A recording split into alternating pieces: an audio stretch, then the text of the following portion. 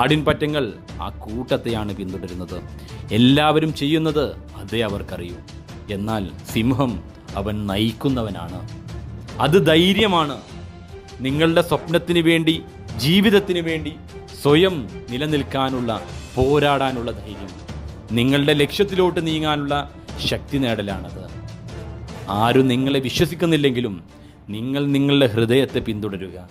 നിങ്ങളുടെ ശക്തി, ഊർജം, കഴിവ്, താല്പര്യം നിങ്ങൾക്ക് മാത്രമേ അറിയൂ.